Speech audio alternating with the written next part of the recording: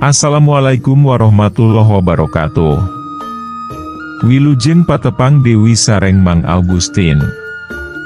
Wargi sadaya anu simkuring dipihormat dina danget ayuna simkuring Mang Augustin medar carios enggal, curug panganten.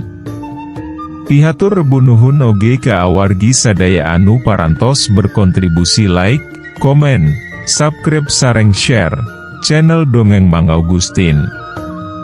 Nyangga keun carios nu kasebat mugi tiasa ngahibur, nyandak pelajaran, oge nyandak mangpaat saseueur napi keun terung urang boh tinu sae sareng tinu awona. Kirang langgungna disuhun keun karidoan tur tiasa jembar manah ngahapunten sagala rupi kalepatan tur kakirangan. Mugia janten panghibur kana kalbu pangbeberah kana manah. Mugia katampi kusadaya kadang wargi, sok sanaos kirang mernah dina ngadongeng keuna. Mangga nyangga keun curug panganten bagian kedua.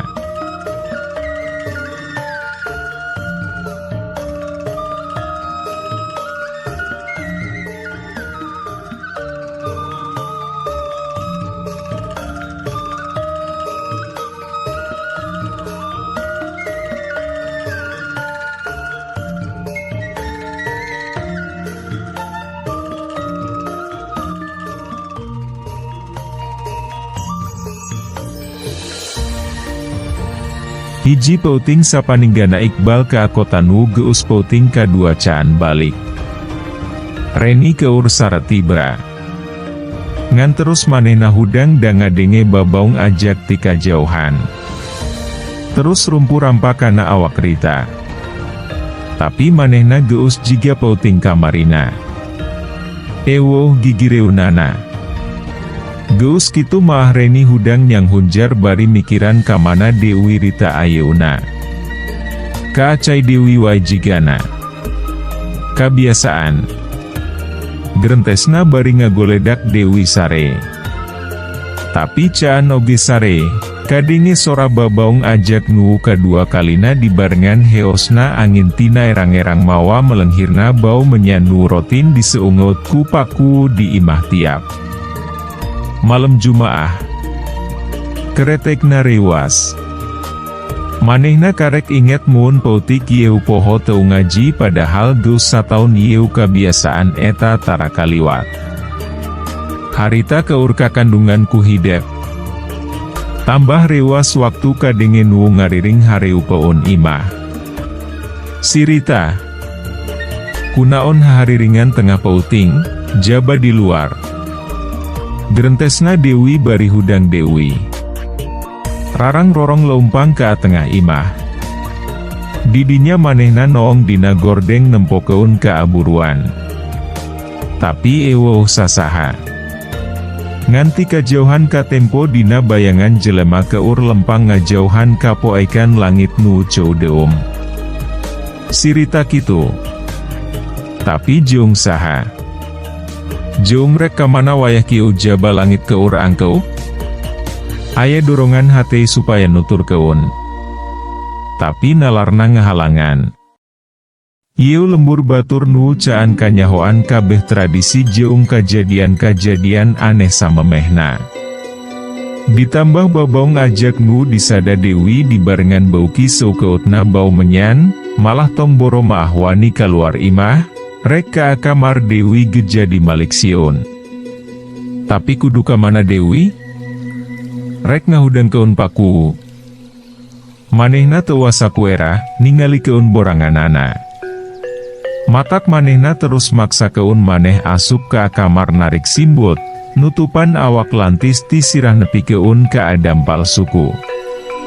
Teuing saree teuing henteu da inget-inget, Rita geus aya gigireunana. Awakna karasa nyecep tiis dibarengan ngadalindingna saungit kananga ka asabudi ureunana. Reni caan nanya geus timana-timanana tapi saharita langsung ka kamar mandi di tukang imah nempo poe wanci carangcang tihang. Manehna terus mandi jeung wudu. Ngalaksanakeun salat fajar jeung salat subuh. Teu ngahudang keun Rita dan nyaho manehna maah tara solat, ngan sang geus Rita hudang karek nanya. Kamana wae tadi pouting Rit? Ceu hudang gening ewoh di kamar. Nanya geleuwih deu keut kana nyelok. Kamana? Keur ka acai meureun. Tapi jawaban Rita wajar teu katingali bohong. Ludung gening ayeuna maah, teu menta dianteur? Ludung maneh ce, lamun menta di baturan wae, kumaha mun cereni keur ewo. Meureun kuduki di calana kitu? Jawabna Dewi, ditungtungan ku nyeuleu keuteuk seuri. Nambah ngabingung keun Reni da jawaban Rita leupas. Jiga nu teu nanggung kabeurat. Tetempoan kitu? Harewos hate. Kumaha ayeuna maah, sugan maneh geus sehat. Urang ngabantuan Kang Amir. Dituluy keun ngajak Rita manggihan Amir sapara kanca di tempat maranehna sawatara cicing. Ngabantuan naon, ce? Maranehna oge paling keur nyaro kanyut. Nungguan Kang Iqbal balik Dewi. Kenya oge jawaban Rita. Deuk ngobrol keun naon jeung lalaki enu kadang kapeung ngomongna jorang oge. Tapi di sisi lain, Reni hayang panggih jeung Yogi. Lalaki nu tisaprak bareng ka dieu ka tempona kalem. Jarang ngomong ari teu ditanya maah. Ngan sikepna nu kitu teh malah dina panon Reni maah jadi asa leuwih nonjol batan nu lainna. Komo Dewi lamun dibanding keun jeung Iqbal maah, pijajoheun. Di matana, Iqbal masih sok rada keneh percaya kana tahayul. Samisal ulah ninggal keun lembur ieu dina poe Sabtu. Ulah ngomong jiga rek hujan muun keur aya di leuweung atawa ulah tatalu muun ti peuting. Bisi kitu. Bisi kieu. Sedeng Reni tileu-leutik ku indung bapana ukur di jejelan agama nu kadang patojayah jeung tradisi urang lembur. Percanten maah ka Allah, Kang. Manusa maah teu gaduh hak nangtoskeun kedah kitu kedah kieu. Bilih ngirangan iman urang. Tapi waktu dijawab kitu ku manehna, pan Iqbal teu ngomong nanaon Dewi, jiga jelema siun eleh omongan. Keur dirina, Iqbal rada aya syirik-syirikna. Teu yakin pinuh kana kaesaan Allah. Munafik. Wanoh mah mending oge sakalian jeung jelema nu katempona nol kana ilmu agamana. Jiga Yogi. Tara ka tempo salat. Kadang teu nyambung mun ngobrol keun masalah agama nu kitu malah leuwih gampang dituntuna keur dibawa ke ajalan Allah. Cereni, Rita rek kaluarnya. Rek natangga heula sugan weh panggih jeung nu kasep. Lamunan Reni kagarewah keun ku sorarita nu geus nangtung hareu peun make kaos oblong jeung calana sontok levis jeung dina tak-takna ngagantung kamera digital jeung toropong. Milu atuh? Reni gancang ngajawab bari sarua rek nangtung. Entong. Rek rada jauh. Kenu mamasa keun para jalusaha? Moal lilada, paling sajam 2 jam balik Dewi. Jawab Rita bari buru-buru keluar, teu nunggu jawaban da boga rencana rek ngajemput Yogi. Pura-pura menta dianteur rek ngadokumentasikeun kaayan kampung ieu keur leuwih ngalengkep keun engke dina laporan akhir proyek. Padahal lain eta nu sabenerna tujuan Rita. Eta ukur karangan mungkul da sabenerna maah ngalaksanakeun janji keasukarsih nu geus dianggap adi sorangan nu hayang wauh jeung Yogi anu disebutkeun pernah panggih 2 kali jeung manehna. Kang Ajum, kumaha mun urang ayeuna nyalusur Dewi nepi ka tempat mangkalan ojek Dewi.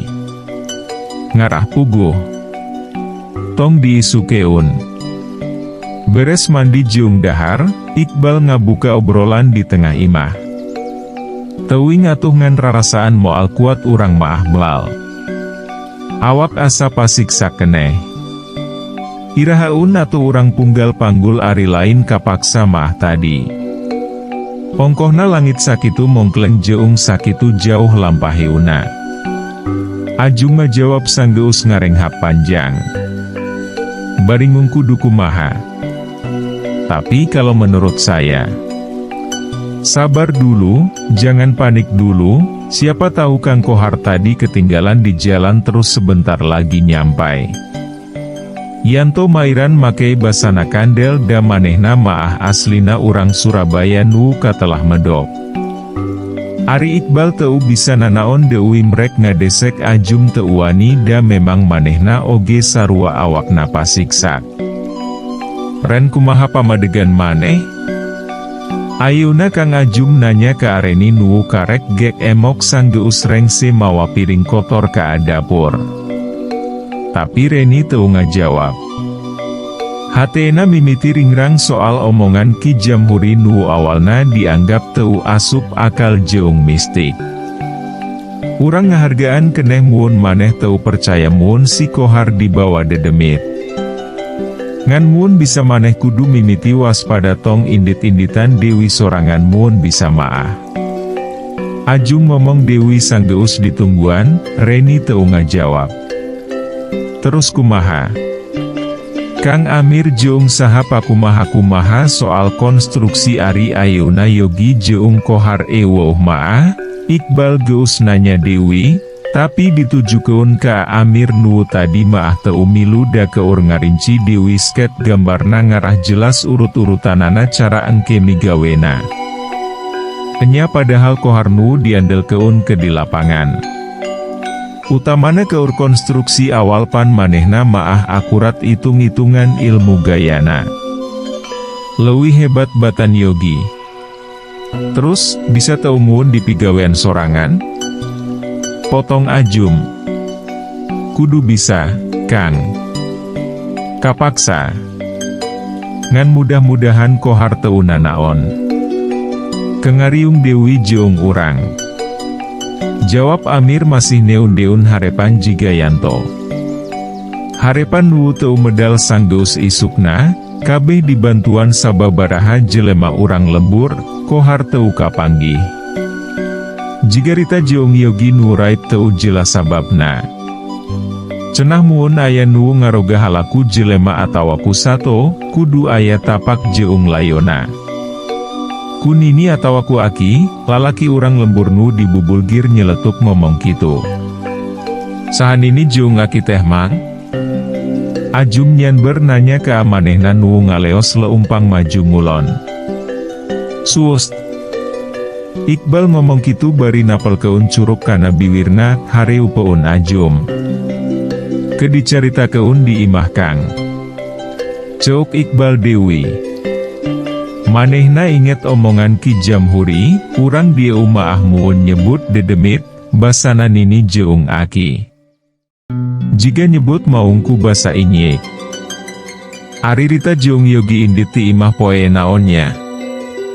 Salain inget kana babasaan nini jeung aki, terus manehna nanya kana diri sorangan. Sabtu. Pan sarua jeung waktu aing balik ti Bandung, terus dijawabku diri sorangan Dewi. Sabtu. Sabtu. Astagfirullahaladzim. Teu sadar, manehna istighfar rada tarik. Kunaon bal? Aya bongbolongan? Amir nu ngadenge Iqbal ngucapkeun istighfar tarik, saharita nanya. Sirita jeung Yogi, inditna Sabtu, lain? Enya. Naha? Amir heran. Bener, boa. Bener naon? Nu jelas atuh bal ari ngomong teh. Ayeuna Ajum nu nanya rada nyentak. Kamari salah sapan. Sirita jeung Yogi longit Sabtu pan. Ari maneh, Iqbal. Rek ngaliliur aing jeung Amir. Ajum nyentor. Keuhul da teu ngarti naon maksudna Iqbal ngomong kitu. Ki Jamhuri geus ngomong ka urang Kang. Ulah indit-inditan poe Salasa jeung Sabtu. Larangan urang diumun teu kapaksa maah. Tahayul Dewi wae Kang Iqbal maah. Reni ayeuna nu miheulaan mairan. Tong ngageung-ngageung keun nu karitulah, tos sanes zamana. Dinten mah sadayana oge esai. Terus neruskeun Dewi omonganana bari jiga rek ngejat tidinya. Reni, cicing heula. Rek ka mana? Mun maneh teu usah pikiran jeung batur ulah indit bari emosi. Eueuh manfaatna. Ari poe Jumaah kunaon ku Nabi make disebut panghuluna poe. Heh. Tong fanatik teuing ari jadi jelema. Mun percaya pake, mun teu percaya piceun. Tapi ulah bari nyinggung perasaan batur. Ajum meupus keuyang. Sanggeus bius sakeudung keuheul ka Iqbal. Mun indit-inditan poe Sabtu memangna matak naon cenah? Ceuk Ajum Dewi ka Iqbal sanggeus nemporeni teu jadi ngejatna. Sok linglung, teu nyaho balik, cenah Kang. Jep tidinya mah eueuh nu tatanya Dewi. Opatan cing haruleng. Kang, kumaha mun urang ayeuna rek ka imah Ki Jamhurinya. Sugan weh menang raratan, minimal nyaho si kohar aya di mana, Iqbal ngabuyer keun lamunan nu araya didinya. Geus pauting, bal. Tong nyiar-nyiar, istirahat keun heula tanaga jeung pikiran. Geus urang sarare weh heula ayeuna maah. Tapi Ajum nyaram. Ngomongan kitu. Nya abdi getos tunduh, Kang Ajum. Reni gekitu bari cengkat rek ampar-ampar samak. Geus beres karek ngagelehe dina kasur busanu di halangan samping kebat. Rada misah ti tempat lalaki sarare, ngajejer jiga kaere di poe. Reni nu mawa ka keuheulna ka Iqbal nepi ka asare, nepi kana impian, malik keun carita yen nu leungit teu panggih-panggih teh lain Yogi jeung kohar tapi rita jeung Iqbal nu keur dirina mah Iqbal teu pengkuh kana agamana sedeng rita teu leuwih ti awewe centil. Cunihin jeung eueuh tanggung jawabna kana pagawean. Reni guling gasahan. Asa kapeupuh jeung dikoroyok. Akidahna kana kaweran jeung sunah asa dipaksa kudu goyah ku akidah jelema munafik jiga Iqbal. Ongkohna Ajumenu dianggap pangkolotna kuduna leuwih bijaksana, teu kudu poporongos jiga tadi. Manehna teu inget jam sabaraha bisa sare. Teu ngadengi deuwih sora lengkah Iqbal nu ngadengung dina papan. Lalaunan leumpang kana kaca jandela. Iqbal nu sarua guligahna. Ngan guligahna beda. Lain mikiran Reni nu tadi ngarerat manehna jiga nu geulo. Cikeneh waktu manehna keur sare. Hawar-hawar kadenge dina ceulina sora gambelan ditabeuh. Matak manehna hudang. Rarasaan sora gamelan ieu sarua jeung nu pernah kadenge sababara peuting ka tukang. Kahayang teh Fajar, giura berai beurang. Halewangna persis jiga kitu. Ngan pedah tata biuhanana asa kurang ngeunahaun. Teu kadenge gung agiumna sora goong ditakol. Matak manehna panasaran, nyinglit keun gordeng. Katingali ti kajauhan. Tempatna satik rada ngageser tinu ka tempo kamari jeung teu usah barahacaang. Katempona ukur sagunduk cahaya biurum, kulap kelip jiga katiup angin. Rarasaan teu jauh ti curug. Grentes hatena. Red kaayan tonu keur ngarengkol. Aya pikiran ngahudang keun manehna. Iqbal inget, mun yanto mawa alat ukur canggih, jika kamera muun ngukur jauh tinggal nang tukeun gedena obyek nu dikeker ku manehna. Keteyep, Yanto didiu keutan, terus ngeundeuk-ngedeuk awakna bari ngomong lalaunan. Tuh, Yanto. Hudang, tuh. Ya, Kang aya naon, jawab Yanto ngulisik beunta. Bangun, tuh. Akang ada perlu. Yanto hudang dibarengan gigisik panon. Ada apa, Kang? Iqbal teu ngajawab, tapi nuntun Yanto kana jandela, nitah sarua nempo kana cahaya nu cingkar lip tadi. Apa istimewanta, Kang? Yanto nanya da teu ngarti naon maksudna Iqbal nitah nempo kadinya. Lihat itu pohon. Bayangan pinus kan? Pohon pinus yang kalau kita mau ke curug, kelewatan. Ya terus apa hubungannya dengan cahaya itu? Yanto caan ngarti keneh. Bisa kanyahoan teu jarak ti dieu nepi ka cahaya tadi. Sabaraha jauhna? Jawab Iqbal langsung kasasaran. Bisa saja Kang. Asal tahu cahaya itu dari apa, supaya saya tahu berapa besarnya, nanti di setel di alat ukur saya. Anggap itu obor, tuh. Diameternya paling 4 cm. Oke. Ceuk Yanto bari leumpang nyokot alat ukurna nu terus diutak-atik sakeudeung ku manehna sang geus aya di hareu peun deui kaca jandela. Kita ukur ya Kang. Tapi saya gak jamin hasilnya akurat. Masalahnya diameternya kan duga-duga. Ceuk Yanto anu terus manehna ngarahkeun alat ukurna kana cahaya tadi. Nya teu nanaon. Minimal geus dicoba.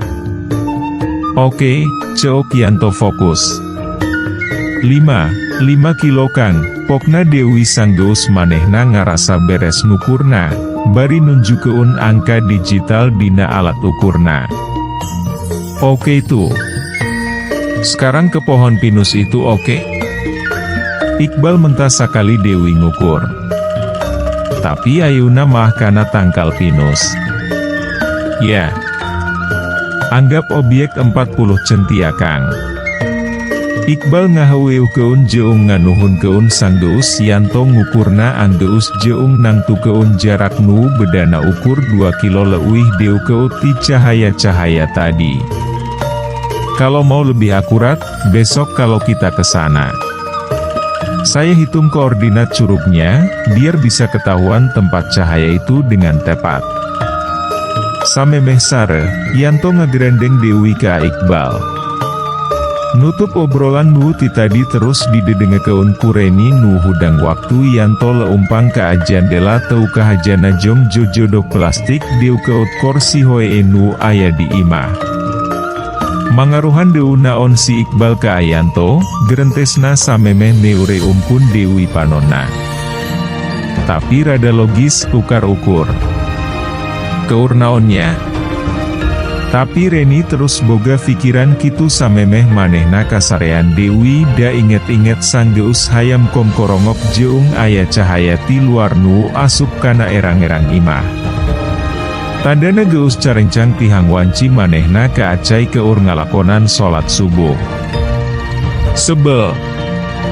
Karek oge turun ti magorodok Reni geus nyurungut kitu. Kajeung tidinya, jelema nu dipicu aku manehna geus aya di cai. Manehna tambah kesel lantaran geus ngadua kalina kapiheulaan hudang ku Iqbal. Tapi Reni teu bisa nanaon, salain diuk heulan nungguan Iqbal keluar ti cai. Sanggeus Iqbal anggeus ti caina, pasang grok beungot jeung manehna. Reni embung paadu teu-teu. Malah muun teu siun dosa maah, sanggeuk ngajawab ucapan salamna. Cucuk teh sabenerna cucuk. Iqbal sorangan sabenerna geus ngarasa muun Reni sababaraha poe ieu geus robah pisan sikepna tapi teu sabaraha di pikiran da manehna keur bener-bener fokus mikiran leungitna Rita Jeong Yogi, ditambah nu anyar. Leungitna kohar nu nepi ka ayeuna caan jelas raratanana. Matak manehna niat rek terus usaha make sagala cara. Muka kamana Jeong dimana nu leung ditaraya. Kaasup nutur keun nalurina, isuk keneh geus ngajak Yanto indit ti imah, leumpang ke arah Curug Panganten. Harita, tangkal pinus kaliwatan. Tinggal 2 kiloan nepi ka tempat nu pas Jeong hitungan ukuran tadi pauting. Ewuh nanaon kang cok urang maah mun cahaya aya di dieu, moal katempo mun urang nemponati imah ka dieu. Tak tangkalan sakieu rapetna lagian loba tangkal merambat. Gelap kang. Yanto langsung ngomong kitu sanepina kana jarak ukur tina alatna. Iqbal teu ngajawab. Manehna kalah ka leumpang Dewi ke arah curug. Kira-kira 50 meteran balik Dewi bari ngalieu ka awetan. Ngan waktu manehna malikeun awakna rek balik Dewi, kareret aya bayangan nu ngolebat lumpat ka awetan, persisna samemeh nangtung Yanto. Panasaran, satengah lumpat manehna ngadatangan tempat lebah jelema luncat tadi. Ada apa, Kang? Cok Yanto kaget, nanya kitu waktu Iqbal ngaliwatan manehna hampir nabrak. Ikutin saya, tuh, jawab Iqbal. Teu ngaliuk. Terus eurun nempoan ke arah wetan. Ada apa, Kang? Beritahu dong. Tanya Yanto nu bio nutur keun. Saya sepertinya lihat orang lari ke arah sana, tuh, jawan Iqbal bari jengke-jengke nempo keun ke awetan. Ah, fatamorgana mungkin. Akang kecapean dan terlalu fokus berimajinasi. Cok Yanto Dewi. Mungkin ya, mungkin tidak. Jawab Iqbal. Panonna ayuna ulak ilik ka handap. Teu lila manehna jongko nunjukeun jukut riut nu daunana ngariut jeung jukut dom-doman nu rarempag jiga urut katincak. Gimana dengan yang ini, tuh? Ari Reni nu tadina ukur jongko di nu poe. Terus ngabret lumpat ngajauhan sanggeus ngadenge Iqbal jiga rek leumpang ke arah manehna bieu nyumput. Manehna karek eureun, sanggeus ngarasa jauh. Terus nyalingker kana tangkal mahoni anu gede bari panonna teu leupas nempo ke akulon, masti keun Iqbal ngudak henteuna. Reni teu sadar muun dirina ayeuna geus ampir nepi ka ategalan tempat Rita ngancik di salah sahiji imah bogana ema ningrum Jeong Sukarsih nu harita irungna ngarambeu bau jelema nu teu jauh tidinya. Jeong salain bauna nu beda. Ieu jelema geus ngarobah imah nu biasana taris jadi ngaheap panas jiga keur si duru hareu peun durukan nu seuna-una ngentap. Saha Dewi wae. Boa-boa maneh karsi nu ngondang jelema Dewi ka dieu. Hema ningrum gancang maido ka anakna nu katempo rek ngoloyor kaluar. Ih, abdi mah teu hayang undang-undang jelema Dewi ka dieu. Siun disiksa, siun dikarangken ku ema Jeong mama, jawab anakna rada nyorongot dibarengan panon beureumna nu ngadelik. Saha Dewi atuh ari lain maneh maah? Sukarsih ngarandeg, malikeun awakna waktu ngadenge ema ningrum masih nyalah keun manehna, bari pok ngomong tarik. Siogi Jeong sirita panema genyaho, manehna boga batur. Pasti nareangan dabongan ema. Sirita dipohokeun balik. Siogi dikarangkeng. Coba muun kamari bisa baralik maah, moal kieu kajadian anak. Lain ema. Tapi mama. Jawab ema ningrum sarua tarikna. enya. Tapi ema lantaranana. Padahal ema nyaho, si Yogi dibawa ka dieu ku si Rita, titahan abdi. Lantaran naon? Lantaran abdi bogoh. Lain ujuk-ujuk dititah jadi tukang goong. Coba mun ema ngomong ti awal ka abdi mun ema butuh tukang goong niuruun ku abdi di teangan heula sahanu bisa. Karek engke diakalan dibawa ka dieu. Ema ning lumpuguh kaget ngadenge pangakuan anakna kitu. Tapi aya benerna, kamari ieu manehna kaburu boga anggeuhan hayang kapake ku mama lantaran gancang meunang gantina kang sapri ngagoongan kasenian wayang golek nu dalangna, Mama Suhaya. Tapi kitu oge lain eueuh sababna. Anakna moal ngarti mun manehna diancam ku mama rek diasingkeun ka pangasingan mun teu bisa gancang-gancang nambahan sinden jeung neangan ganti tukang goong. Timbal balik saprak manehna nolak dikawin ku mama. Nya geus lah. Sangu geus jadi bubur. Moal bisa dibalikeun Dewi. Ayeuna kumaha carana nyang harupan ieu jelema, Karsih. Ema ning rumahirna ngomong kitu. Sorana oge geus leuleui. Kumaha ema aweh, Karsih moal pipilueun. Tapi jawaban anakna teu ngabantu pisan, indit ti imah teuing rek ka mana. Ninggal keun indung nu sanggeus lila mikir, terus ngajak ngobrol haharewosan jeung Rita nu ti tadi teu lemek teu nyarek. Ngadedenge keun indung jeung anak silih sentor. Teuing naon nu diobrol keun. Ngan teu lila duanana laleumpang ka tukang ngeun imah. Ari Reni. Sanggeus nyumput satengah jaman lewi, teung geus yakin mun Iqbal teu ngudak. Manehna keluar ka jalan satapak tadi. Niat rek balik Dewi ka imah, sugan teu kapiheulaan ku Iqbal jeung Yanto. Rencana rek langsung masak. Tapi pirajunan manehna ngaliuk heula ka belah wetan. Ngarasa panasaran da tetempoan di belah wetan teh rada caang. Manehna terus umpang kadinya da pikiran moal meakeun waktu 5 menit. Geus nyaho maah, engke manehna rek gancang balik Dewi. Manehna takjub gening aya lapang sagede tempat mengbal maah, jiga tempat pangangonan sapi atawa munding da ngampar jukut parendek jiga amparan permadani nu ngeplak hejo, pika betah un satungtung tenjo. Reni leumpang leuwih deu keut. Ti sisina karek jelas mun lapang teh jiga mangkok. Cekung, di tengahna jiga talaga leutik, curcor caya rasup kadinya. Terus panonna muter rada ngaler, kana tangkal randu nu keur meu jeuhna buahan. Rangkas eueuh daunan di mana dihandapeunana. Katempo aya lalaki keur diuk nyarande.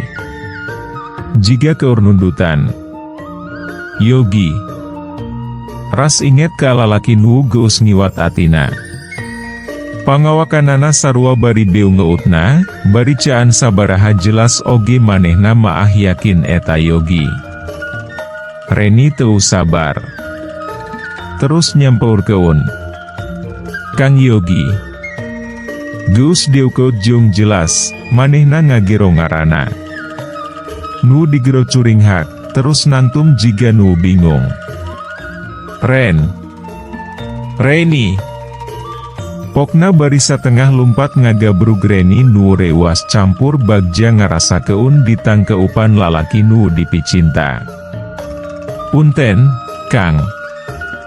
Tapi Reni gancang sadar mun nu nangkeupan teh lain mahromna. Gancang manehna ngadorong awak Yogi sinarenggang. Jeung saha ka dieu Ren?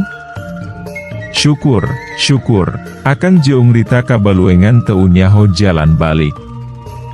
Ceuk Yogi romana gumbira.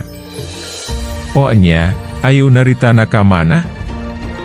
Reni ngenyakeun bari sakejapan asa aya nu nyiwit dina ati. Karasa perih waktu ngadenge ngaran Rita diucap keun ku lalaki hareu peunana. Ayah. Di imah, tadi mah keur mandi. Nyal Dewi nyeri ngadenge Rita aya keur mandi. Dina pikiranana geus nyangka mun Rita keur kuramas urut maranehna ngalaku keun kalakuan teu uyuni. Kitu teh bari nutur keun curug Yogi nu nunjuk ka lembah kulon ka hiji imah bilik asri campernik jiga bunga lomun ditilik-tilik maah. Lain poho balik ka popoho keun meureun gerentesna. Sorangan. Ngahaja neangan Kang Yogi jeung Rita. Kabeh oge marelangkang. Reni terus ngajawab kitu bari pikiran terus onget ka Rita. Lantaran irungna ngangseu seungit kanangan nu nyesa dina bajuna sang geuis tadi ditangkep ku Yogi. Ari Reni, tadi leumpang ti arah mana? Hayu urang balik, da akan desono hayang ngariung Dewi jeung nu lain? Yogi geus nanya Dewi wae kitu. Atuh Reni geus saharita malikeun awakna nonggongan Yogi nu tanpa sakanyahoanana. Leungeuna geus nyepeng tali awi jeung panona oge geus robah eu ceuwi beurum. Ti ditu, Kang. Jawab Reni bari nunjuk ka arah tadi manehna datang teu curiga mun lalaki tukang eunana harita keur ngacungkeun tali awi ku dua leungeuna, rek nyang reut biu heung manehna. Reni, awas, awas. Allahu Akbar. Allahu Akbar. Reni rewas kira-kira 10 meteran katingali jelas, Iqbal ditutur keun ku Yanto keur lumpat ka arah manehna. Koplok. Harewosna. Mentegek da lalaki nu ngawiwirang kamari, bener weh nutur keun manehna. Terus manehna ngaliok ka tukang, Yogi ka tempo geus jauh. Lumpat jiga nu boga kasiun. Alhamdulillah.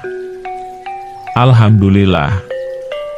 Ceuk Iqbal ampir bareng jeung Yanto ngucapkeun alhamdulillah waktu geus aya hareu peunana. Aya naon ieu teh Kang? Teu bosen kitu ngaganggu kahirupan urang? Sabalikna, Reni jiga nu rada keuheul kadatangan Iqbal jeung Yanto. Kamu tidak tahu kalau kamu mau dirogahala, Reni? Jeung siapa awewe tua tadi? Yanto nu ngejawab make basa Sunda nu pabeulit dan nempo Iqbal kalah kaolohok. Perempuan?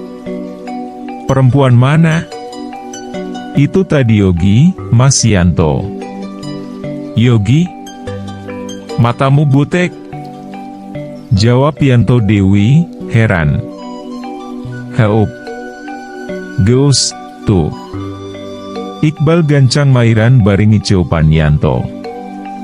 Ari Reni keur naon aya di dieu, jaba sorangan. Iqbal ayeuna nu nanya. Keur neangan nu leungit. Ngahaja da ngajak batur maah moal darakeun. Goib jeung goib wah jeung ngagugulukeun tahayul. Reni ngajawab ketus bari ngaliukan ka tempat Yogi tadi lumpat asup ka jero leuweung. Nya hampura atuh ari akang jeung Yanto geus dianggap ngaganggu maah. Ngan ayeuna maah urang balik weh, geus ampir tengah poe. Pamali sakeudeng Dewi oge lohor, tapi Iqbal tetep leuleui. Kitu teh pedah nempo panon Reni nu kadang katempo neu teupna kosong. Nya balik, tapi sakalian si Rita oge urang titah balik. Rita? Memangna ketemu jeung Rita. Di mana? Yanto nyantok ngadenge Reni nyebut ngaran Rita nu bareng leungitna jeung Yogi anu tadi disebut ku Reni. Ketemu sih belum tapi kata Kang Yogi lagi mandi di room. Jawaan Reni teu anggeus. Ngan tinggal tutunjukna nu masih nunjuk ke akulon, kana tangkal reungas anu hium jeung gede. Room apa Ren? Tanya Yanto Dewi bari panona nutur keun arah nunjuk leungeun Reni. Rumah. Tadi di situ ada rumah, Mas. Reni geus sadar ayeuna maah. Di tempat nu ditunjukna, ayeuna maah ewuhna naon salain tangkal kai anu gede. Ewuh imah bilik asri jeung campernik jiga nu katempo tadi waktu ditunjuk keun ku Yogi. Hayu atuh tong lila di dieu. Ayeuna Iqbal nu ngomong Dewi sareng Sena bieu maca surah pangusir iblis, 2 akhir ayat Al-Baqarah, ayat Kursi, Al-Falaq jeung Anas. Cingkang, berehiula atuh keur batur ngarenghap. Tapi keur Reni nu hatena geus dengki, ajakan Iqbal kitu teh malah malik emosi. Ngomong kitu bari jamotrot. Jung weh rek balik mah ti heula, keun urang maah kebareng jeung Mas Yanto. Nempo Iqbal olohok malah Reni beuki wani. Reni, jaga mulutmu. Kalau Kang Iqbal gak kekeh ngajak ke sini, belum tentu kamu selamat. Ayo pulang. Nempo sikap Reni nu popolotot kitu, malah Yanto nu kesal. Manehna ngomong kitu bari tarik jeung saharita narik leungeun Reni satengah ngagusur leumpang arah balik. Gaknya, lamun Iqbal teu nitah terus nutur keun lengkahna. Yanto sanggup. Karasa bulu pundukna cing puriding sanggeus 10 lengkah sukuna leumpangna ka abelah wetan. Tenang tuh. Nu penting ulah ngalamun. Ulah ngantep pikiran kosong. Nyanyian gerah, atawa babacaan surat-surat pendek, harita Iqbal ningetan waktu Yanto ngajak balik. Iqbal fokus nempoan jukut urut katincak jeung dangdaunan anu marurak. Nepi keun kaamanehna yakin harita mun di jalan satapak eta, cikeneh aya nu ngaliwat. Bener. Perkiraan Iqbal teu salah da waktu nepi ka asisi Tegalan, katempo aya Reni jeung awewe kolot, awakna ranggoas jiga rek nilaka keun Reni. Matak manehna jeung Iqbal langsung lumpat ngadatangan maranehna. Ari Reni, sapanjang jalan balik, lain mikir positif, malah leuwih negatif. Utamana ka Iqbal. Lalaki nu disangkana hayang nyokel-nyokel kakurangan jeung kasalahanana, teu pisan mikir. Mun cikeneh sadar yen di Tegalan teh ewuh imah, eta mungkin wae lantaran Iqbal nu tisa jajalan babacaan jeung ngadoa menta dirina jeung babaturanana disalamet keun jeung digampang keun urusanana. Akang mah nampak jelas wajahnya ya. Keur ngariung, beres dahar, ujuk-ujuk Yanto nanya kitu. Teu, jawab Iqbal bari ngiceupan. Terus lompang keluar. Rencana mongpoong beurang keneh rek ka imah Ki Jamhuri. Rek nanya keun soal tetempoana tadi di Tegalan. Yanto oge faham, Iqbal teu ngajawab jeung ngiceupan da didinya aya Reni nu keur nilepan mukena, rengse salat. Paling kaadukun. Ujuk-ujuk oge Reni ngagerendeng kitu. Susun wae maneh mah Reni. Iqbal rek nepungan masyarakat. Rek ngabejaan yen isuk bahan mangrupa kaai kudu dibawa ka Curug. Digaweanana di ditu ngarah teu ungkrah ingkrih. Sakalian bebeja ka kokolot kampung Yeu, Ki Jamhuri, meunang henteuna. Ajum nu mairan. Rada heran lantaran nu dipigawe ku Iqbal jigana teh salah wae di matana Reni. Kuduna duaan jeung maneh, pan sarua tugas maneh. Heran da akang maah, kamari yeu maneh jeung Iqbal teh kompak. Ari ayeuna jiga jeung musuh. Bogohnya. Ceuk Ajum Dewi bari seuri. Bigoh. Bogoh abdi maahkan ka lalaki nu sarua pamadeganana kana akidah. Lain jong jelema nu sok ngagegede keun nu goib, nu sautak satik dihubung keun jong tahayul. Engke maahlah Reni rek indit-inditan poe Sabtu. Hayang nyaho, ditewak teuku dedemit. Nah ari anggeus Reni ngomong kitu. Awung. Tak pletak, kiem. Kading aungan ajak jong sora abrulan sapatu kuda hareu poun imah. Sorana handaruan. Kabeh nu aya didinya saling pelong tapi teu lila ngahambur kaluar rek ngayakin keun di luar aya naon. Hareu poun imah teu nempo nanaon ngan pas ningali rada jauh. Jelema utamana ema-ema katempo keur ngagalusur budak ka imah. Nu lainna gegeroan. Jaang. Nyai. Di mana? Gera baik. Ditutur keun ku blak blugna sora panto nu ditutup keun. Teu lila tidinya, di luar teu nyisa keun jelema saurang-urang acan. Sepi jong lenglang. Kang. Amir jiga nu mentabong bolongan ka Ajum, sabenerna aya naon. Ka Jero. Jawab Ajum singkat, bari nutup keun panto terus leumpang ka Jero. Greget hayang nyabok Reni muun bisa maah. Tapi ukur ambak, sanggeus di jero nempo jinisna keur nangtung. Biungutna pias jong kerung Ajum ukur bisa ngusap dada bari pop. Cing atuh Ren, tong asal ngap ari ngucap teh. Akang lain rek ngagegede keun tahayul. Tapi kejadian bieu kumaha. Akang caan nyaho pasti sababna ajak disada biurang-biurang. Lantaran akang caan nanya ke masyarakat. Tuh tempo urang dieu ayuna ngaronci maneh di imah akang paurmun yeu gara maneh ngomong kitu. Cok Ajum teu wani nyebut dedenit jiga tadi Reni dadaras inget ka ala kaki rengkung buligir kamari nu ngomong. Urang dia mah nyebutna nini-nini atau aki-aki. Sawatara di tempat lain, di alam lain. Handapan tangkal Kiara Nu digambar keun tangkal kaliage. Di tegalan paling ujung, nu di mata Rita katempona lir ibarat gedong sigrong. Rita nu masih lulungu. Sababaraha kali hewai jeong gigisik panona nu geus nyaru jeong nu laina, biurum ceui. Aya naon ieu ema, biurang-biurang kieu titah kumpul? Tadi samemeh lumpat ka dieu, manehna nanya ka ema ningrum. Tapi ukur dijawab, ulah loba tatanya cenah, bari gura giru ninggal keun imah patarik-tarik lumpat jeong Sukarsi.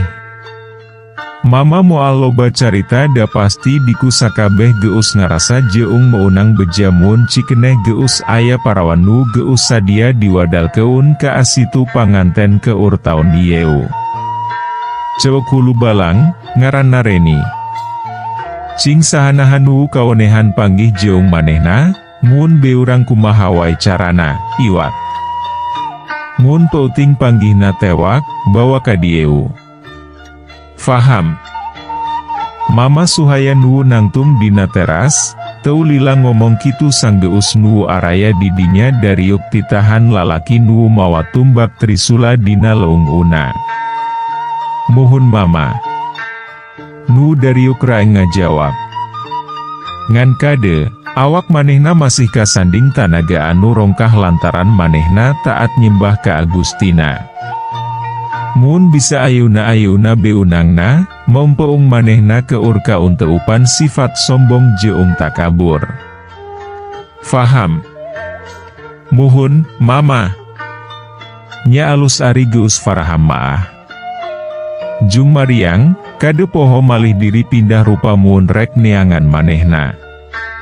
Panutup, mama ngomong kitu. Ningrum, Sukarsi jeung maneh Rita. Tong waka balik. Cicing di dieu. Mana hayang ngobrol heula jeung maraneh.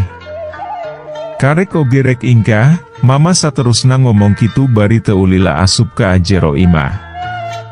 Lalaki nu mawa tumbak oge terus mere tanda nitah nutur keun mama.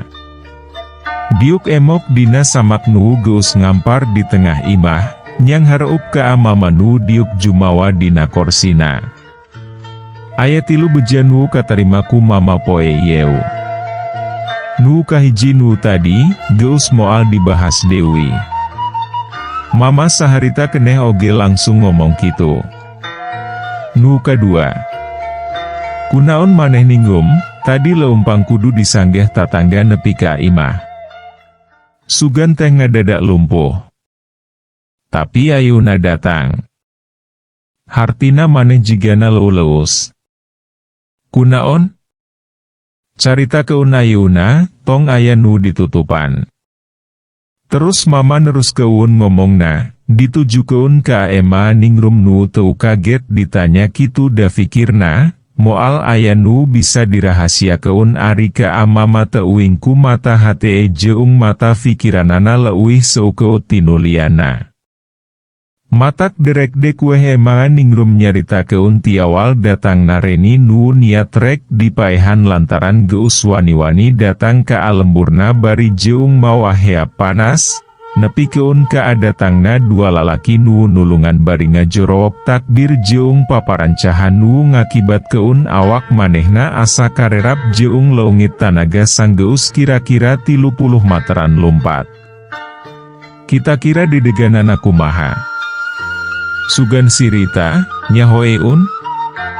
Tong siun dadatangna ka dieu, mama genyaho. Ewoh nu ngondang, tapi ngudag-ngudag sireni. Salahna maneh, teu sabaran, da mun teu ditepungan maah, maranehna baralik Dewi sorangan. Cok mama, sabarang ema ningrum anggeus nyaritana. Bari panonna rutret ka Sukarsih jeung ka Rita. Nu sababaraha kali ngajorowok takbir jeung paparancahan jelemana kasep, jangkung, awakna sesek jeung buukna galing mu nu hiji Dewi nu lumpat tukang yeunana kurang sabarah jelas, mama. Iqbal jigana ari buukna galing jeung awakna ngeusi maah. Jelema pangtertibna diantara lalaki batur abdi maah, mama, Rita nu terus mairan tanpa dipenta Dewi, ngajelaskeun kitu. Tong didiukeutan Dewi. Tapi terus awas keun. Cok mama Dewi. Ayeuna nu katilu. Dimana ayeuna nu ngaranna Kohar. Manehna sarua cenah can balik, 2 poe sanggeus siogi jeung sirita leungit. Lain eta teh ngaran jelema nu rek dititah ngaganti siogi, ningrum. Saha? Kohar. Kohar geus leungit? Ema ningrum nyamber jiga nu kaget pisan ngomong kitu. Heuh ngaranna Kohar. Kunaon teu gancang dibawa ka dieu? Atawa dikeu-keupan heula ku maneh nepi ka bengek? Mama oge gancang ngomong kitu bari seuri. Sumpah ka setan anu agung. Abdi teu ngarasa geus ngiwat atawa newak eta jelema, mama. Sabalikna ema ningrum panonna ngaburilak da teu ngarasa ngalakukeun naon nu dituduhkeun ku mama. Ari geus ka mana? Ari geus saha? Maneh panu diberi kawasa ku ngaing ke urneangan ganti si Sapri, da batur maah teu diberi kawasa ku ngaing, ningrum. Mama suhaya katempo ngambek da bari nangtung teh teu ngamama keun Dewi tapi nyebut dirina ngaing jeung nyebut sia ka ema ningrum. Ampun, mama. Abdi teu ngarasa. Teu rumasa. Demi setan anu agung, mama. Ema ningrum bari susujudan jeung susumpahan oge teu didenge. Ngaing teu percaya ngaing mere waktu ka Asia. Saminggu eta jelema kudu geus aya di dieu. Oge maneh Rita, sawatara ieu maneh di dieu. Latihan unggal pauting ngarah siningrum jeung si Sukarsih loba waktu keur nyang harupkeun jelema nu ngaran Kohar ka dieu. Ceuk mama, mata biureumna hurung tanda nahan amarah anu rongkah. Geus ningrum, sia keluar. Inget saminggu kudu geus nyata. Dituluy keun ngusir ema ningrum nu harita rorompoyo dan kaluar ti imah, ditutur keun Sukarsih anak awewe hiji-hijina. Fikirana muter, ngira-ngira kamana neangan Kohar. Mainnya nuduh Dewi Sukarsih maafpan masalah nuduh anakna nu geus ngondang si Reni ge akhirna tadi teu bukti da si Reni ka dieu datang sorangan. Moal kitu Kang Sapri mah. Galecok hatena inget ka Sapri tukang goong nu kakaburan sang geus manehna nyarita ka tukang rebab yen manehna hayang paesau jeratna neunggar tali janji jeung setan nu agung nu nepi ka akiwari masih manjang keun umur. Hirup tumaninah bari cicing di alam nu beda oge. Enya Kang Sapri jigana, da ukur manehna nu boga motif supaya kasenian wayang golek nu didalangan ku Mama Suhaya cawerang mun teu digoongan. Mun kitu kajadianana, sarua wae jeung kiamat, ngancur keun kabeh jelema lelembutan salembur. Karsih tong cicing wae. Bantuan ema neangan Kohar atawa Kang Sapri. Sugan engke pauting maah datang imah Kijan Huri, nyumput di imahna. Sanepi ka imah tempat ngancikna, handa peun reungas anu hium, ema ningrum minang saraya ka anakna nu ti tadi balem teu ngomong sakecap. Heran akang maah. Reni cing sakali maah mikir ka Iqbal teh nu rada positif jeungna oge soal pagawean lain maneh nu tanggung jawab panghareupna. Tapi akang anggeus henteuna akang engke nu nanggungna. Terus dipecat Sugan. Keur akang mah eueuh masalah. Geus lah maneh sareweh, geus pauting ongkona oge.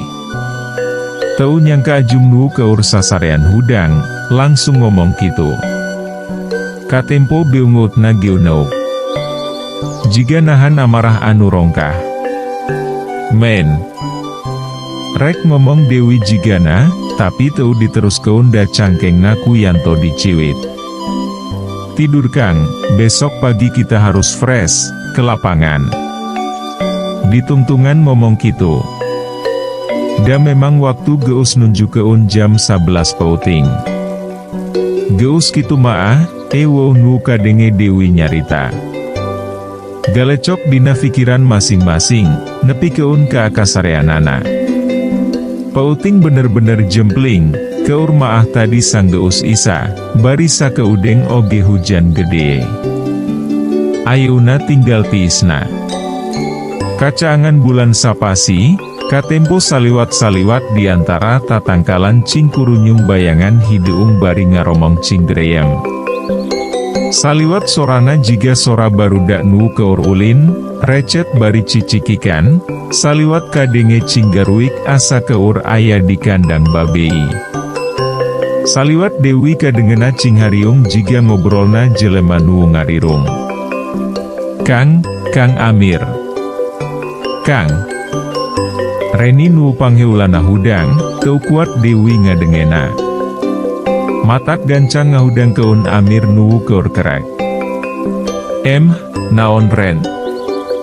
Amir ngagerendeng, tapi jigana ngalindur da terus kadenge geus kerek Dewi.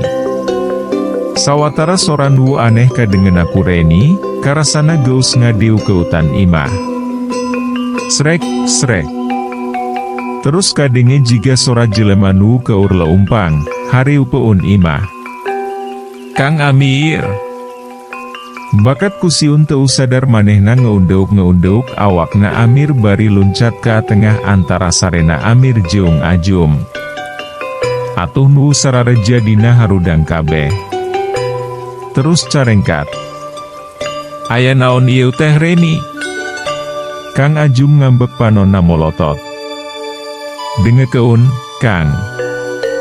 Dengekeun aya sora budak cicikikikan, buak guik jiga sora bagong. Reni nembalan bari awakna pupuriungkutan jeung tias. Nya harita oge sararea caricing, nyoba ngadedengekeun bener henteuna aya sora budak cicikikikaan luar un imah. Tapi da ajum, Amir jeung yanto maah teu ngadenge sorana naon salain suah saahna angin nu ngadadak ngagelebuk di luar un imah. Sora naon? Dedengean maneh eta maah meureun. Ajum ngomong kitu Dewi jiga nu nyentak. Urat-urat dina beungutna raranteung. Dengekeun atuh Kang, dengekeun sing regep. Mainnya urang bohong. Keur naon? Reni masih nempas da memang tadi jelas kana ceuli, sora barudak cicirihilan. Ditambah jika sora jelema leumpang nincak dadaunan kusrak-kesrek. Ajum, oge nu lainna nurut. Ngadedengekeun leuwih regep, komo ayeuna maah gelebuk angin geus teu kadenge. Di luar bener-bener sepi. Ngan sora cicir jeung jangkrik sasakali benceh di tempat mandi nu aya tukang eun imah. Geus weh sarare Dewi. Dedengean si Reni eta maah kabawakeun hate nyungkelit. Matak piceun gerafikiran goreng teh. Tong sagala-sagala ditabrakeun jeung akidah. Kekumaha mun maneh dihijikeun di lapangan jeung jelema beda agama. Rek kekeh. Ajum ngomong kitu Dewi rada panjang sanggeus ngarasa teu ngadenge sora nu aneh. Sararea terus sarare Dewi. Teu lila Amir maah malah geus ngaguhar Dewi wae. Tinggal Reni nu masih guling gasahan. Aing mungkul kitu nu ngadenge. Kretek hatena. Engke mahlah rek indit-inditan poe Sabtu. Hayang nyaho, ditewak teuku dedemit. Tek pikiranana inget kana omonganana beurang tadi. Ngomong kitu ke Akang Ajum. Enya aing jiga nu nang tangan. Moal kitu gara-gara eta? Srek, srek. Srek, tapi galecok hatena eureun saharita. Sora jiga nu lompang hareupeun imah kadenge deu. Dadana karasa ngaguru, hayang ngahudang keun deun nu lain. Ngantewani, sieun Ajum ngambek Dewi. Tadi gepan sakitu popolototna? Reni terus nyobarek babacaan ayat-ayat pondok dina Quran anu apal. Bauna sarua jeung ema ningrum. Sarena sorangan nu belah wetan. Ngan karek ogerek dibaca, manehna gancang ngarengkol keun sukuna da di luar kaburu kadeng nu haharewosan kitu. Nya memangna oge di luar aya gelebekna duaan baraju hideung. Beung ngeutna kasorot cahaya bulan. Nu teu make baju, pipina kemong, corok barolong jiga kateureuban panyakit kusta anu parah. Komo nu hijina Dewi maah jabati awak naragas, buk panjang ditambah suku jeung leung naranggoas. Hanjakal geus di parabunan lebu. Masih ngaharewos. Kumaha atuh? Pauting ieu urang kapaksa tong jauh ti dieu. Nu lain sina marulang ngarah teu seah teuing jeung ngatur tanaga. Ke urang maah mulang samemeh carangcang tihang weh. Nu make iket ngaharewos kitu bari terus nyalingker ka tukang eun imah. Hai hai hai hai, guik, guik, guik. Teu lila kadenge sora cincirihil campur jeung sora cinggaruik dina dapuran awi deu keut tempat mandi.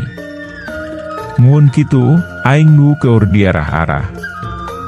Grentes hate Reni nu jelas ngadenge nu cing harewos cikeneh. Aya dorongan hayang ngintip dina gordeng. Tapi teu wani da kahalangan ku rasa sieun nu beuki angot. Manehna malah ngetep, leumpang ka tempat nu lain sarare.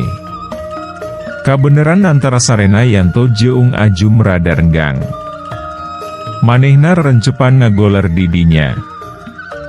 Geus embung malire yen kalakuan kitu teh geus ngalanggar akidah. Kasiun geus nutupan kawani keur nerus keun saree sorangan. Manehna sadar geus nyieun dosa. Kudu kumaha Dewi? Batan aing engke jengker sorangan. Kretek hatena bari narik simbut nutupan beungeutna. Geus kitu maah, bari kadang masih inget kana nu cing harewos dieu. Manehna bisa saree oge, nepi keun ka subuh, sang geus karasa suku yanto geus aya luhureun sukuna jeung ngeu-keupan awakna. Tapi kejadian eta teu ngajadikeun ribut. Ajum nahan diri supaya kegiatan poe yeuh masalah. Ulah nepi keun ka akatempo ku urang lembur yen maranehna keur boga masalah. Utamana Reni bisi salah pola. Mangkani ngayuna awewe lalaki nu rek arindit ka acuruk teh. Prei poe, beas jeung asin sarta miraos mie geus diparanggulan ku urang lembur. Prakna digawe oge ewuh nu pahiri-hiri, teu silih andel keun ngagawean pagawean sapangabisa-pangabisana. Nu nyugu-nyugu. Nu ngaragajian gaaya. Malah ibu-ibu oge loba nu turun ka acuruk ngababadan tangkal laleutik ku arit. Nu sejenna sarua rapekanana nyariun hau keur masak. Genahna kitu ari jeung urang lembur teh. Guyup, saling ingetan muun aya nu poho. Reni oge, waktu rek indit di bahanan lebuku ajum nu diwadahan kana plastik leutik. Teu loba tatanya jiga biasana.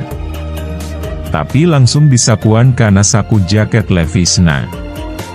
Kade ulah leupas tina awak. Harita ajumngan ngomong kitu, ngingetan bisi bedegong, dipiceun di jalan. Enya, Kang, Reni oge ngajawab singkat bari nutur keun Amir nu harita geus leumpang ti heula. Samemeh asyar, sawatara pagawean dianggap anggeus. Isuk diterus keun sang geus dibagi waktuna ku pakku. Salain ahli kainu dibayar mingguan ku ajum. Urang lembur dibagi 6, niti 8 urang unggal poena ngarah teu ngaganggu keur usaha sapopoena. Ari Iqbal iraha ka dieuna dewinya. Samemeh waktuna balik. Amir nanya ka Ajum. Rarasanana ewiuhna Iqbal teh leungi teun pisan da Iqbal maah keur dirina lir ibarat kakek serba tahu, tokoh dina carita Wiro Sableng. Nanya nanaon teh sok aya wae jawabna. Tong difikiran teuing, Mir. Keunda inditna oge geus mere maunat ka urang. Coba muun kamari manehna teu indit ka imah Ki Jamhuri, urang moal apal pisan kana paparancahan yeu. Ajum nu ngejawab bari ngodok saku calanana. Terus nempokeun lebu dina plastik leutik ka Amir. Lebu nu harita kareret ku juru panon Reni. Percaya wehnya ka anu kitu. Mun teu ngaragangan maneh maah Ajum. Sangeuk aing mawana. Fikir Reni nu terus leumpang miheulaan balik. Iqbal Dewi, Iqbal Dewi. Eleh weh Syaidina Umar maah. Dipuji-puji da meunang wae perangna. Gerendeng Dewi kitu. Tapi lompangna eurun waktu geus nepi ka tempat waktu kamari manehna luncat da siun ka tempoeun ku Iqbal teya. Panonna tumpa tempo ka handap, terus kaawetan miharap tegalan kamari ka tempo Dewi tidinya. Hayang manehna nutur keun Dewi tapak kamari. Sugan jeung sugan manggihan yogi. Tapi teu bisa ayeuna maah da pasti loba nu nyaram. Reni terus nancep keun regang keur ciri. Isuk pagito jalan eta rek disorang Dewi dina waktuna anu merenah. Eta oge kudu sanemeh Iqbal balik Dewi ka dieu, lantaran keur dirina ngan Iqbal mungkul nu sok terus ngawas keun gerak-gerikna. Iqbal nu harita sarua jeung Reni. Geus teu nutur keun Dewi ka hayang hatena nu mibogoh ka Reni. Mikir moal pibale geun dina jadina oge muun ngabangun hubungan bari di awalan ku Kang Ewa. Bakal awet rajit kaharupna. Teuing kumaha asalna Iqbal boga pikiran kitu. Mungkin kapangaruhanku Bapa Jeong. Fatimah, Bal. Cok bapana ngenal keun awewe nu make dress hideng, di kacamaata Jeong di hijab sarua hideungna. Fatimah. Enya Fatimah Zahra, anak bapa nu sakola Jeong terus digawe di Mesir. Alhamdulillah ayeuna bisa ngumpul Jeong bapa da digawena pindah di dieu, Ustadz Ridwan Mairan. Diterus keun nitah anakna sasalaman Jeong Iqbal. Iqbal nu terus inget ka budak awewe cicinyeun Jeong Cileupeung. Anak Ustadz Ridwan nu baheula keur budak sok dipoyokan si keler pedah kacamatana Kandel jiga tutup keler. Jadi gering naon ki jamhuri teh? Gebek teh, keur ngalamun. Bapana geus ngomong Dewi kitu. Tipes, Pak Cok dokter maah. Iqbal ngejawab arupap areupauk. Oh tipes, gampang atuh eta maah jigana kurang istirahat, atawa kurang sarepeuting. Cok bapana Dewi nu saterusna ngajak ngobrol uplek nepi ka awaktuna besuk beak. Kade maneh geulah maksa keun teuing. Boh tanaga, boh pikiran. Jaga kesehatan. Pagawean mah ukuran dunya. Timbang keun Jeong ukuran akhirat. Bener eta teh, Bal. Jodoh, pati, bagja cilaka, eta mah hakna Allah. Tong dipaksa keun. Hirup saujatna weh ngarah tenang. Sameme baralik, Bapa Jeong guru ngajina mere papagon kitu. Enya jigana eta nu matak Iqbal geus teu nek trauk Dewi kahayang ngadeu keutan Reni. Atawa Fatimah, keretek hatena harita bari neu teup tonggong awewe nu keur budakna sok dipoyokan. Awewe nu ayeuna geus robah. Geulis Jeong pinter mata katarima jadi dosen oge. Fatimah, sakali Dewi ngaran eta awewe kaluar tina bibirna. Tapi bari seuri koneng. Ngarasa lain bantrak-bantrak keun muun manehna engke boga rasa nu leuwih ti ayeuna jiga ka kamari ka Reni. Pantes cau Kanjeng Nabi. Waktu teh saestuna lir ibarat kolebatna pedang, ngolebat ukur sakilat. Datau karasa kiwari geus ka genep poena ti saprak kajadian Reni kapanggih ku Iqbal Jeong yantorek diroga halaku jelemena nu nyaru jadi yogi tea. Ema ningrum geus pasrah dan nepi keun ka ayeuna, bari Jeong geus usaha sakarep tanaga Jeong fikiranana. Nyatana sapri atawa kohar duanana teu panggih raratanana. Kade maneh karsi, cing bisa mawa diri. Timimiti isu kema geus moal bisa ngaping Dewi maneh. Isu kema kudu narima nasib nu geus pasti, ninggal keun ti yeu lembur, dipiceun ka pangasingan nu ema oge teu apal di mana tempatna. Di tengah imah ema ningrum ngomong ka anakna nu harita keur gegelehean dina lahunanana ngomong nalaung, ancak tur rada daruda. Tong ngomong kitu, Emma. Aya keneh waktu sapauting yeu. Sugan Jeong sugan engke mama ngarobah sikepna, atawa Kang Sapri puguh raratanana. Keun ema biak magrib karsih rek ngalaku keun sagala cara. Sukarsi ngajawab, sarua alona. Nyoba ngagedekeun hate indungna nu karasa geus pondok harepan. Enya sugan weh atuh. Ema percaya dageus karasa kanyaah maneh ka Ema. Ngan naon, Ema? Mun Ema percaya ka Akarsi, geus cing percaya weh tong ditungtungan basa nu lain. Sukarsi ngomong kitu teh bari ngejatina lahunan indungna. Red karita nu masih keneh di samping sarung satuur. Caan siap di samping kebat jeung digelung keur latihan jiga biasana, padahal pauting ieu latihan panungtungan samemeh digelarna hajat gede. Isukan malam Sabtu di situ panganten. Enya, Ema tong pondok harepan abdi oge teu cicingeun geus menta izin ka mama, latihan satengah waktu. Ketengah pauting abdi karek latihan, ayeuna abdi rek indit heula, usaha sabisa-bisa neangan Kang Kohar. Rita oge nimbrungan muat keun hate Ema ningrum nu geus dianggap indung, bari teu nunggu jawaban, manehna ingkah tidinya, teuing rek kamana. Taulila Sukarsih oge keluar, ngan beda arah, bari saja jalan ngarasa kaduhung geus mawarita ka imahna nu beuki dieuka tempona beuki gulis sang geus kamarina ngucap janji, rek satia, tunduk tumot nutur keun mama Suhaya.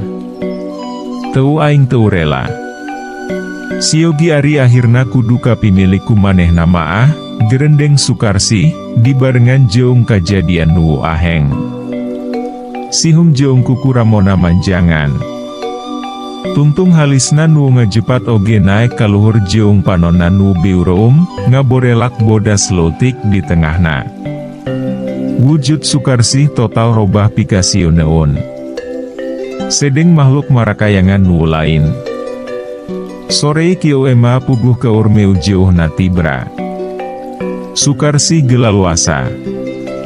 Tika jauhan keneh oge panonna teu leupas ka pipir imah mama Suhaya di mana Yogi dikarangkeun jeung dijaga dua orangan kabeneran harita keur sarare. Sanggeus cukup deu keut, manehna ngajanteng saeneng eneng, neutep lalaki nu dipiasi jeung dipicintana, jiga nu hayang seubeuh nempona. Nepi ka waktuna, Sukarsih leumpang ngagandeuang. Lengkahna laun tapi pasti ngaliwatan nu jaga nu harita sare tibra asup kana karangkeng di mana Yogi nu sarua keur sare teu kaburu nyebut aduh, waktu sihung Sukarsih ngegel beu heungna. Sanggeus yakin nu digegelna paeh, Sukarsih kaluar tina karangkeng, ngabelesat leungit dina gelebegna kolong leuweung, terus ceurik ngabangingik di nu poek. Kang hampura abdi. Teu aya dewi jalan. Abdi moal kuat mun jaga nyaksian engkang jadi milik nuwulian. Bingingik curikna Sukarsih, keur makhluk tinu suni maah, kadengena melengking. Ngahudang keun nu sarare jeung nu jaga nu harita rewas nempo beu heung Yogi ngucur getih jeung teu usik-usik waktu digeung keun. Taulila guyur salembur mun jelema nu dicangkalak ku mama, mandahna ieu ta lembur geus eweuh nyawaan, nyerebu ka asora asal ceurik. Sukarsih nu geus pindah tempat, malih rupa Dewi jiga Sukarsih awalna geulis jeung tara loba cela. Ema ningrum nu sarua ngadenge paehna Yogi, rewas kacida. Tapi terus masti keun mun nu maehanana pastina Sapri. Sapri ngahaja nyieun teror ngarah hajatan gede di situ panganten paburantak. Ngarah nu waraya didinya kabeh malik ngaralawan ka amama jeung kapangaruhan ku manehna nu rek neangan jelema nu bisa nalkin keun syahadat. Paraeh wajar jiga karuhun-karuhunna dina kayaan karitu. Tapi Ema ningrum geteu lila mikirna, terus buragiru kaluar imah. Leumpang sarah jeung leumpang ngarita tadi. Mun Sapri jeung Kohar teu panggih. Sahan teuna nu rek diwadal keun manehna nu newak, harepananana sugan weh mama ngarobah kecapna, ngabatal keun miceun manehna ka apangasingan. Calon wadalna nu tadi, waktu keacai rek wudu sholat maghrib, hawar-hawar ngadenge oge sora nu corik. Tapi teu di pikiran lila-lila, dianggapna mungkin sora corikna tatangga imah nu geus pasea jeung salakina. Matak sanggeus sholat isya. Manehna tenang sar manehna geus teu sieun dewi kana sora-sora aneh tipe uting da fikirna teu ngaganggu nepi keun ka ayeuna. Tinggal hiji ganjelanana. Yanto nu ayeuna robah ti biasana. Yanto nu unggal reni ngejat ti imaah, atawa ngejat rada jauh muun keur digawe di curug, panonna teu leupasne teu. Padahal muun bisa maah, samemeh baligna Iqbal, hayang pisan indit ka tempat di mana manehna panggih jeung lalaki nu geus minuhan hateena. Dasar, lalaki cunihin. Pikiranna kitu, ras inget muun yanto geus pernah nyabak dadana. Curiga waktu manehna sareeti boa-boa geus njalaksak kana awak nu lainna. Astagfirullah amit, narajis. Gerendengna bari nyingsat keun calana jerona. Kang Yogi, di mana atuh anjeun ayeuna? Makhluk nu tadina leumpang tenang hareupeun Reni langsung ngaliuk. Biungutna karek jelas ka tempo ku ajum jeungku yanto nu karek kaluar ti dapur. Maranehna curiga waktu ngadenge sora awewe ngarahu jeung tempo Reni geus eweuh di tempat sarena. Beungeut awewe nu ditutur keun Reni bener-bener pikasiuneun. Buk ngarumbai panjang, panon beurom jeung sihungan. Kreh. Kadinge sorana jiga jelema keur kekereket ambek, bari ngajuang leungeun Reni. Allahu la ilaha illallah. Ayyikeng. Terus ngajerit Meni melengking sanggeus panona nempo ramo Iqbal nu ngaluarkeun sinar beureum jiga laser. Jeung jiga nu nahan kanyeri nu kacida. Ngabelesat, leungit dina dapuran awi gombong nu cinjarung kiring jeung rada poeak keneh. Iqbal. Cauk yanto nu samemehna pias, aya getihan Dewi. Sing horeng Iqbal nu tadi gajorowok nitah eurun leumpangna makhluk pikasiuneun teh, diteruskeun ngalafadzkeun ayat kursi enu teu tamat da makhluk tadi kaburu kabur, ninggal keun Reni nu cacalingukan jiga jelema linglung. Asa araneh gening manehna geus aya di dieu padahal sakaingetna tadi aya di cai erek kieu. Gening wayah kieu datang teh. Jam sabaraha ti ditu, Bal? Ajum oge kacida gumbirana. Kedicaritakeun, Kang. Ngan sampurkeun heula tuh. Iqbal ngajawab bari nanggahkeun gadona ka Reni. Ajum surti. Iqbal nitah nyampurkeun haul Reni. Atuh gancang manehna genyampurkeun, rek dititah asup ka jero imah. Ari maneh, Reni sok mawa karep sorangan. Jamban panyaholuaroh imah. Teu kalbuan? Samemeh nitah asup, ajum masih ngagerendeng kitu. Tapi teu diteruskeun dayanto nyilit tonggongna. Sanggeus ngarariung di jero, Iqbal langsung nyaritakeun kunaon lila teu balik-balik. Nu matak lilana, nungguan hasil lab. Sing horeng ki jamhuri dina paru-paruna aya benjolan. Cenah mah tumor. Jadi kudu dioperasi. Operasina Senen, 3 poe Dewi. Ngan urang mah teu nungguan. Nu nungguan bapa jeung guru ngaji urang. Kitu carita Iqbal ka ngariung didinya. Karunyanya. Untung harita aya maneh ka imahna. Mun henteu lapor tah. Amir nimbrungan bari leungeuna teu euroun ngocekeun kopi dina gelas saopat-opat. Terus, poe yeu rencana kumaha, Kang? Iqbal ateuna nu malik manya ka Ajum. Ayeuna pan poe Sabtu. Teu meunang kamana-mana. Ilaharna orang kembur pan kitu? Ajum ngejawab bari salintas ngareret Reni. Hayang nyaho, protes teu. Tapi sinariun harita Reni malah langsung tungkul, curugna anteng ngoer-ngoer anyaman samak pan dan enu di diukanana. Pohanya, tapi naon, rek dilanggar, maksudna? Aju motong omongan Iqbal bari seuri. Enya kang tadi urang aya nu ngabejaan. Engke pas jam 12 be urang keur ereng-erengan, urang rek indit ka Tegalan. Tapi jawaban Iqbal malah ngajadikeun kulit tarang Ajum naek ka luhur. Heran jelema nu sok ngingetan ulah kamana-mana dina poean Sabtu, ayeuna tibalik ngajak indit-inditan. Tegalan? Tegalan naon? Urang teu ngarti, Bal. Jeung moal mata kitu indit-inditan dina poe larangan? Tong araraneh boga rencana teh Bal. Mun nanya Tegalan, tanya ke Ayanto atawa ka Reni. Teu naon mun akang embung maah, kajeun urang sorangan nu indit. Jawab Iqbal bari rek ngagoledak sare. Abdi ngiring Kang Iqbal. Teu nyana. Reni ngomong kitu. Matak heran sarerea daeta ngomong kitu teh Reni, basana meni lemes, ngabdi keunjung nyebut Dewi akang ka Iqbal. Pan kamari mah susah sisi. Enya. Tapi kehudang keun jam 11, urang tunduh, caan sare pisan ti kamari.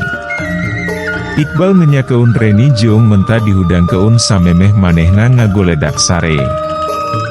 Enya derek sare kumaha, be urang kamaripan jiga kolecer, ti imah Roni, terus ka toko indung bapana, nu ngenyakeun mun batu nu dititah dijual kuki Jamhuri teh asli Intan. Intan panggedena nu pernah katempo ku indung bapana Roni. Kiraan hargana oge matak lilin yeun ngadengena 3 miliar. Ngan harita indung Bapak Roni karek mere persekot sacukupna keur jaminan di rumah sakit.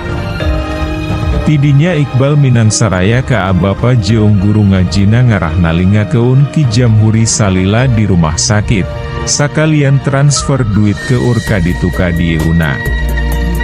Manehna karek bisa balik ke lembur sirna galih jam 10 petingan, ampir eta oge bea keun elf nu narik ka Pangalengan. Nepi ka pangkalan ojek oge. Ewiu nu dageun narik mun saojek mah. Kapaksa nyewa ojek jadi 2. Da balikna cenah ngarah aya batur. Jam 3 manehna karek nepi ka Tugu. Tempat panungtungan ojek bisa narik manehna. Nu saterusna lompang ngingkik nepi ka lembur. Lamun nu lain geus moal aya nu wanieun, pouting-pouting leumpang sorangan norobos jalan satapak di tengah leuweung. Komo Dewi, sambus leumpang satengah jalan. Hiat, hiat. Guruduk teh aya nu nyiap, 3 kuda nu lumpat tarik. Jiga nu rurusuhan pisan. Kuda nu panghareupna saliwat ka tempo mawa jelema nu ditangkub keun, nyampai di lahunan jokina. Rarasaan jiga nu kamari, urang mananya. Gerentesna inget 2 minggu ka tukang waktu manehna balik ti Bandung, menta dikirim barang ka kantorna. Dus kitu, waktu manehna ampir nepi ka atungtung leuweung. Katempo aya nu montasan jalan satapak hareupeunana. Nempo dedegana maah, awewi debukna panjang bari acak-acakan oge. Ehem, sampurasun. Harita Iqbal nyoba nanya. Tapi nu ditanya teu ngajawab. Tetep leumpang. Ngan sanggeus diukeut, pelenghir teh seungit kananga. Ehem. Iqbal dehem Dewi, dan yang kaeta jelema teu ngadengeun dehem jeung salamna. Nah ari pas ngaliuk, Iqbal lengkahna langsung ngaderek dek ka tukang. Ampir manehna ngejeung kang. Astagfirullahaladzim. Kasorot cahaya bulan nu geus aya di kulon. Bari katempona keur leumpang oge, Iqbal teges pisan nempo. Beu ngeut awewe eta teh corop pinuh ku borok hideung, sabagian beu reum ku getih. Panonna nu nolol, mencerong. Terus ngalius di nu poek. Kumpul, kumpul, kumpul. Iqbal sababaraha kali ngusapan dada. Ngumpul keun Dewi pangacian bari babacaan. Terus teuluak liok Dewi, nerus keun leumpangna. Sakeudeung manehna geus nyorang toangan sawah. Gelebekna lembur sirna galih geus katingali. Ngan hareupeunana. Disasak solokan geus aya tetempoan Dewi. Kacangan bulan nu beuki subuh beuki caang katingali aya nu nangtung. Awewe oge, make kabaya jeung di samping kebat. Buukna mendul di gelung. Kang Iqbal. Waktosna seep. Caak hanca. Urang simpen di handeuleum sium paragi nyokot ninggal keun, enjing urang sampeur Dewi, hapunten palamitra kanggo nyumangetken sim kuring, Mang Augustin ngadongeng teh, nuhun keun di subscribe, di like sareng di share, atanapi di komen manawi masih aya keneh nu resepun kana dongeng, supados teu kakantun carios salajeungna. Mangga permios.